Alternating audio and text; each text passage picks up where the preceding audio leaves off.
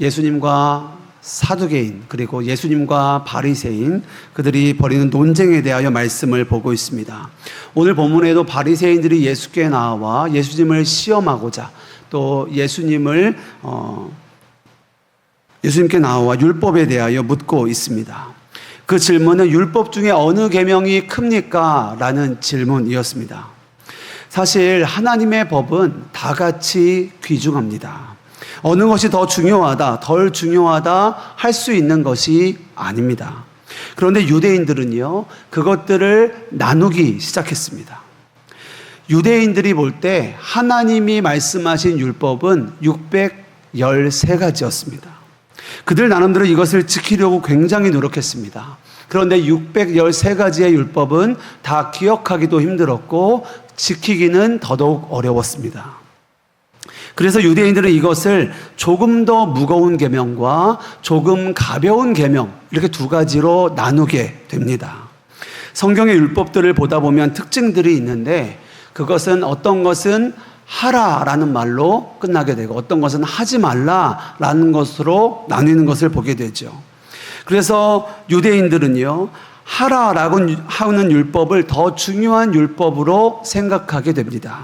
그 나름대로의 이유는 하라는 것이 하지 말라라는 것보다 더 적극적이고 긍정적인 언어로 쓰여졌다 해서 하라라는 율법이 더 중요하다라고 그들은 여기게 되는 거죠.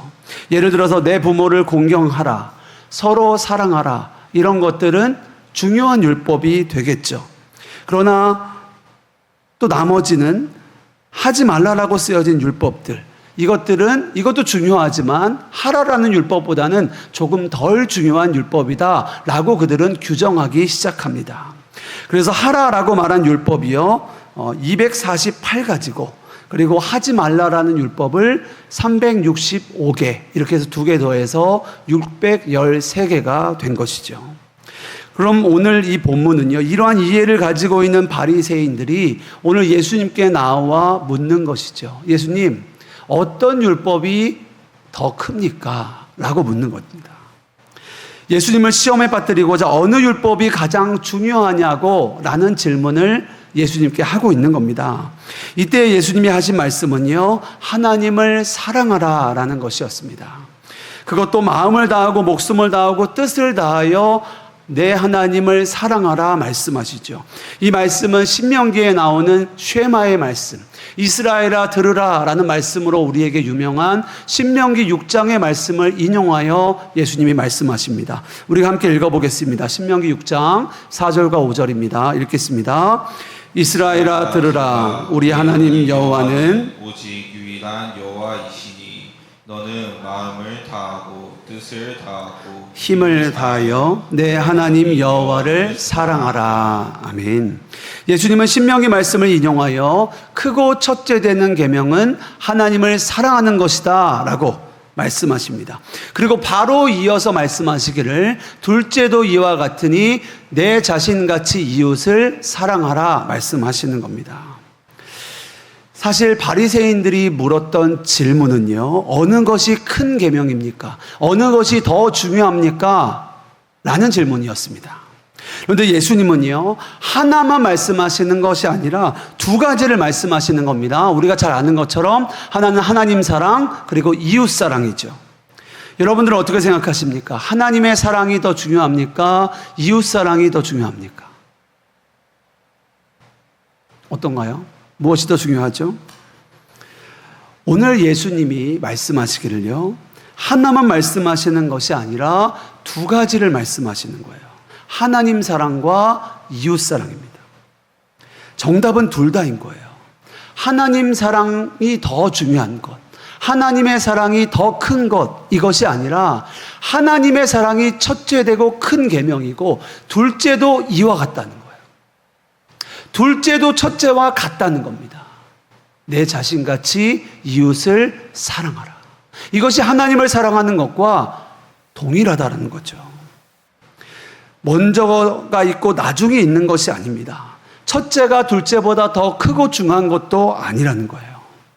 사랑하는 여러분, 하나님을 사랑하는 자가 이웃을 사랑합니다. 이웃을 사랑하는 사람이 하나님을 사랑하는 자인 거예요. 이 말은 동의어입니다. 보이지 않는 하나님을 사랑한다 말하면서 보이는 이웃을 사랑하지 않는다, 이것은 맞지 않는 겁니다. 보이지 않는 하나님을 사랑하는 사람은요, 보이는 이웃은 당연히 사랑하는 거예요. 사실 하나님이 이스라엘에게 처음 준 계명은 613가지가 아닙니다. 우리가 잘 아는 것처럼 10계명이죠. 예수님이 하나님께서 직접 돌판에 새겨주신 10가지 계명입니다. 여러분, 10계명 중에 어느 것이 더 중요합니까? 10계명에 보면은요, 하라는 명령도 있고 하지 말라는 명령도 있습니다. 무엇이 더 중요한 것입니까? 더 중요한 것도 덜 중요한 것도 없습니다. 다 중요한 것이죠. 하나님은요, 하나님 사랑과 이웃 사랑 두 가지를 다 말씀하셨습니다. 여러분들 아시는 것처럼 10계명의 1계명부터 4계명까지는 하나님에 관한 계명이고, 5계명부터 10계명까지는 이웃에 대한 계명이죠. 인간관계를 어떻게 가져야 할 것인가가 5에서부터 10번째 계명까지가 나오는 것입니다. 그래서 이 10계명을 두 가지로 말하면 하나님 사랑과 이웃 사랑이라고 말하는 겁니다. 그렇습니다. 성경의 위대한 사람들은요, 다 하나님을 사랑하는 사람들이었습니다. 그리고 그들은 다 삶에서 이웃을 사랑함으로 그 사랑이 증명되어집니다. 하나님을 사랑하는 사람들은 이웃을 사랑하는 삶을 사는 거예요. 하나님을 사랑한다 말하면서 이웃을 사랑하지 않을 수 없다는 겁니다. 그런데 문제는 무엇입니까? 우리 안에 사랑이 없다는 거예요. 우리가 하나님을 사랑한다라고 생각은 하고 있는데, 말은 고백하고 있는데, 보이는 이웃에 대하여 우리 안에 사랑이 없다는 겁니다. 사실 우리가 하나님을 사랑하는 것도, 이웃을 사랑하는 것도 그냥 저절로 되어지는 것은 아닙니다. 우리의 이기적인 죄성 때문에 그렇습니다. 노력한다고 되어지는 것도 아닙니다. 하나님의 말씀을 안다고 되어지는 것도 아닙니다. 더 솔직하게 말하면은요, 하나님의 말씀을 알아도, 하나님의 말씀을 들어도 우리가 그 말씀을 순종하고자 하는 마음이 없습니다. 그렇다면 우리는 어떻게 해야 합니까? 그래서 우리는 성령의 역사를 구해야 하는 것입니다. 1738년 5월 24일 웨슬리 목사님이 성령 체험을 하신 후에 그 마음에 하나님을 사랑하는 마음이 불일 듯 일어나게 됩니다. 드와이트 엘 무디도 그에게 성령의 권능이 임하기를 기도하는 중보자들로 인하여 뉴욕의 월스트리트로 거닐고 있던 어느 날 하나님의 권능이 그에게 임하는 것을 경험하게 됩니다. 그리고 그는 이렇게 고백합니다. 나는 성령의 강력한 권능에 휩싸였다. 그때 하나님께서 자신을 내게 나타내셨고 나는 하나님께 당신의 손을 멈추어 달라고 간청해야 할 정도로 강력한 그분의 사랑을 경험하였다. 그리고 고백합니다. 나에게 온 세상을 다 준다 할지라도 이제는 그 축복을 경험하기 이전 상태로 돌아가지 않을 것이다. 세상 부귀영화는 저울에 달린 조그만 먼지와 같다. 라고 그는 고백합니다. 하나님의 사랑을 놀랍게 경험하고 난 다음에 그 어떠한 것과도 비교할 수 없고 바꿀 수 없는 하나님의 사랑을 경험하게 된 것이죠. 그리고 이제는 그 하나님을 사랑함으로 살아가게 되어지게 된 겁니다. 사랑하는 여러분, 저와 여러분이 이처럼 하나님을 사랑하게 되기를 주님의 이름으로 축복합니다. 제가 간절히 원하고 소망하는 것은 그저 우리 교회와 우리 성도들의 삶이 나아지고 어떤 문제가 해결되고 이런 것도 중요한 것처럼 보이지만 저는 이것이 가장 첫 번째 기도 제목이 아닙니다. 저의 가장 큰 고민, 그리고 저의 가장 중요한 기도 제목은 하나님, 우리 아름다운 교회가 또 우리 아름다운 교회 모든 성도님들이 하나님을 향한 뜨거운 사랑으로 살아가게 하여 주십시오. 이 기도 제목이 가장 첫 번째가 되어지는 거예요. 왜 예수님께서는 그토록 하나님을 사랑하라 라고 말씀하셨을까요? 사랑이 우리의 인생을 바꾸기 때문에 그렇습니다. 하나님의 사랑을 만나면, 하나님의 사랑을 알면, 하나님의 사랑을 누리면 우리의 삶이 바뀌게 되기 때문에 그렇습니다. 우리가 무엇을 사랑하느냐에 따라서 우리의 인생은 바뀌게 됩니다. 인생이 결정되는 거예요. 저는 사랑 때문에 삶이 바뀐 사람입니다. 제가 한 여자를 만나서 당신을 사랑한다 고백하고, 그렇게 고백하고 난 이후에 그 아내와 결혼해서 너무나 행복한 삶을 살고 있습니다. 사랑 때문에 저의 모든 삶이 바뀌게 된 거예요. 하나님을 사랑함도 마찬가지입니다. 하나님을 사랑함으로 살아가게 되면 우리의 삶은 바뀔 수밖에 없는 거예요. 하나님을 사랑한다 하면서, 하나님의 사랑을 누린다 하면서 우리의 삶이 안 바뀔 수가 없는 겁니다. 바뀔 수밖에 없는 거예요. 반대로 지금 나의 삶에 문제가 있다고 여겨진다면 지금 내가 무엇을 사랑하고 있는가를 우리는 돌아보아야 합니다. 내가 무엇을 사랑하고 있는지 우리가 살펴보아야 돼요. 거기에 문제가 있기 때문에 그렇습니다. 하나님이 아닌 다른 것을 사랑할 때 거기서부터 문제가 시작되기 때문입니다. 그렇습니다. 하나님을 사랑하면 놀라운 인생을 살게 됩니다. 하나님 사랑으로 내 자신이 회복되어지고 나아가 이웃을 사랑하는 놀라운 삶을 살게 되어지는 거예요. 한 작은 교회에 하나님을 사랑하는 마음으로 불타는 소년이 있었습니다. 어느 날 그 소년이 교회 근처에 쪽방촌 아이들이 배고파하고 있다는 이야기를 듣게 됩니다. 그리고 그가 마음이 아파서 하나님께 기도하며 묻습니다. 하나님, 제가 할 수 있는 게 무엇이 있을까요? 그는 자신의 도시락을 싸서 매주 한 명씩 아이들과 나누기 시작했고, 그것이 매주 반복되면서 그것이 소문이 퍼져 교회의 어른들도 그 일에 동참하게 되었습니다. 어느 순간 교회 전체가 이 사역에 동참하게 되었고, 한 작은 아이의 작은 도시락 하나에서부터 시작된 하나님의 사랑의 실천은 그 쪽방촌 아이들을 향한 정기적인 급식으로 발전하게 됩니다. 이것에 대하여 교회 사람들은 다 같이 말합니다. 이 모든 건 하나님을 사랑했던 한 소년의 사랑으로부터 시작되었다라고 말입니다. 여러분, 그렇습니다. 하나님을 사랑하게 되면 삶이 변할 수밖에 없는 거예요. 우리가 삶을 변화시키려고 애를 쓰는 것이 아니라요, 우리가 하나님을 사랑하였을 뿐인데 우리의 삶이 변화가 되어지는 겁니다. 그리고 우리를 통하여 하나님의 사랑이 흘러가게 되는 거예요. 이것은 우리의 노력으로 되어지는 것이 아닙니다. 우리가 하나님을 사랑할 때 하나님이 우리 가운데 역사하시는 거예요. 하나님이 우리의 사랑을 통하여 우리의 가정을 바꾸고 교회를 바꾸고 이 지역과 열방을 바꾸어 가시는 겁니다. 하나님께서 아브라함에게 찾아오셔서 말씀하셨습니다.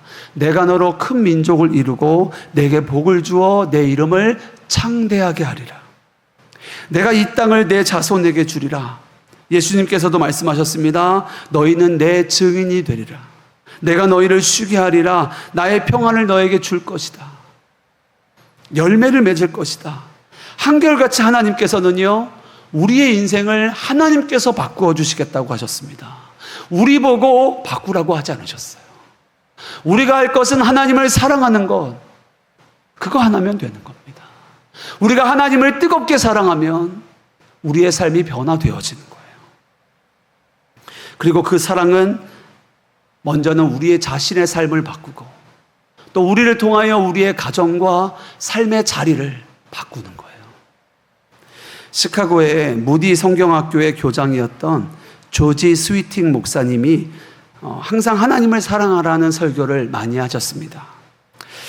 그분의 예화 중에 주디라는 한 여자의 이야기가 있는데요. 그 주디라는 그 한 여인은요, 어렸을 적부터 가족이나 친구로부터 사랑을 받지 못하고 자라왔습니다. 그래서 사랑을 받고 싶어서 고등학교를 졸업하자마자 한 남자를 만나 결혼을 하게 됩니다. 그렇게 결혼을 하고 아이가 넷이나 생겼지만 그녀는 항상 사랑에 대하여 불만족하였습니다. 항상 사랑을 갈구하였고 사랑을 내가 누리지 못한다라고 생각해 왔습니다. 그러다 어느 날 옆집 아주머니가 그 주디를 자기 집에 성경 공부에 초대하게 됩니다. 거기서 주디는 예수 그리스도가 그녀를 사랑한다라는 복음을 듣게 되고 그녀가 평생도록 찾아왔던 자신을 있는 모습 그대로 사랑하고 용납하고 또 받아주시는 분이 있음을 그가 알게 됩니다. 예수님을 만나고 그분을 마음속에 영접하면서 그에게는 삶이 놀랍게 변화되어지는 은혜를 누리게 되어집니다. 비로소 사랑이 무엇인지를 맛보기를 시작한 거예요. 그렇게 주디는 새로 찾은 사랑으로 기쁨이 넘쳤지만 자신의 가정에 하나님을 떠나 살고 있는 남편을 생각하면 못내 가슴이 아팠습니다.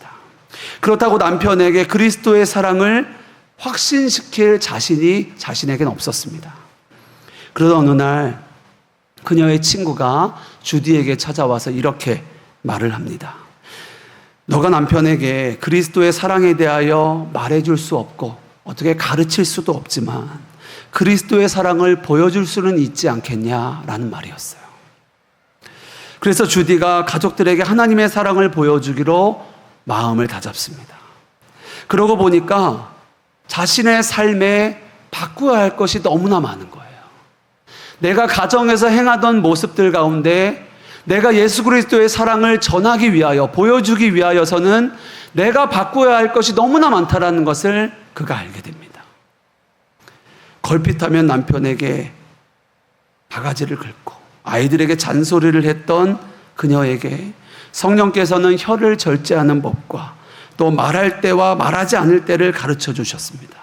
또 집안일에 더욱 신경 쓰기 시작합니다. 식사 준비를 더욱 세심하고 독창적으로 하였고 몸을 잘 가꾸어 갔습니다. 전에는 남편만 출근하고 나면 편하게 지냈지만 이제는 아이들과 함께 아침도 먹고 아이들과 등교하기 전에 시간도 보내고 함께 기도도 하고 성경도 읽었습니다. 하나님의 사랑이 주디를 녹이고 변화시키자 남편과 아이들을 향한 주님의 사랑도 저절로 그 가정 안에 퍼져가기 시작했습니다. 여러 다양한 방법으로 표현이 되었고 차츰 가정 안에 향기가 바꾸어지게 됩니다. 어느 날 남편이 집 밖으로 나서다가 문득 돌아서서는 주디에게 돌아와 주디를 끌어안고 키스를 하더랍니다. 그동안 한 번도 없었던 일이었다고 합니다. 얼마 후에는 주디의 5살 난 아이가 침대에서 그 아이가 엄마에게 이렇게 말하더랍니다. 엄마, 나는 우리 집이 참 좋아. 예수님을 사랑하게 돼서 그런 것 같아. 여러분 어떻습니까? 하나님을 사랑하였을 뿐인데 하나님을 사랑함으로 가정이 변화된 거예요. 사랑하는 여러분, 주 너의 하나님을 사랑하십시오. 우리의 삶의 자리에서 사랑하십시오. 우리가 수요 예배에 나온다고 하나님을 사랑하는 것만이 아닙니다. 우리의 삶의 자리에서 내 이웃을 대할 때 하나님에 대한 사랑이 증명되어지는 거예요. 보이지 않는 하나님을 사랑한다 하면서 보이는 이웃은 어떻게 대하고 계십니까? 여러분의 삶에 가장 자주 만나는 가족들을 여러분들은 어떻게 대하고 계십니까? 여러분의 직장에서 만나는 직장 동료들을 어떻게 대하고 계십니까? 여러분은 정말 하나님을 사랑하십니까?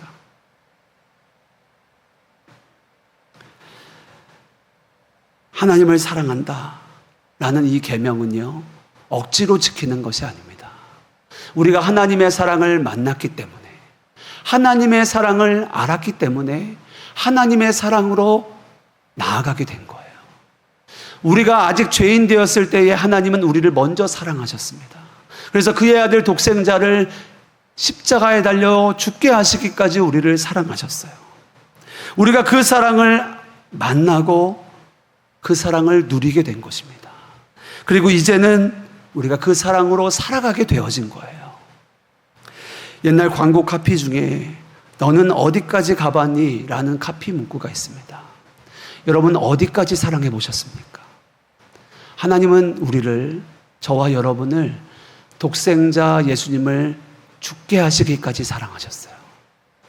여러분은 교회의 성도님들을 어디까지 사랑하십니까? 여러분들은 나의 남편을, 나의 자녀를, 나의 부모를 어디까지 사랑하십니까? 여러분들은 나의 직장 동료를 어디까지 사랑하십니까? 여러분은 이 교회를 어디까지 사랑하십니까? 하나님을 사랑하는 사람은요, 반드시 사랑하게 되어집니다. 하나님을 사랑한다 말하면서 그러지 않을 수 없다는 거예요. 마태복음 22장 37절에서 40절, 우리 예수님이 하신 말씀 다 같이 함께 읽고 오늘 말씀을 좀 마치기 원합니다. 함께 읽겠습니다. 예수께서 이르시되 내 마음을 다하고 목숨을 다하고 뜻을 다하여 주 너의 하나님을 사랑하라 하셨으니 이것이 크고 첫째 되는 계명이요 둘째도 그와 같으니 내 이웃을 내 자신같이 사랑하라 하셨으니 이 두 계명이 온 율법과 선지자의 강령이니라. 아멘. 하나님을 사랑하십시오. 그리고 내 자신과 같이 이웃을 사랑하십시오. 이 두 가지면 됩니다. 오늘 이 두 가지 기도 제목이 여러분의 평생의 기도 제목이 되시기를, 또 그렇게 살아내시는 저와 여러분 되시기를 주님의 이름으로 축복합니다.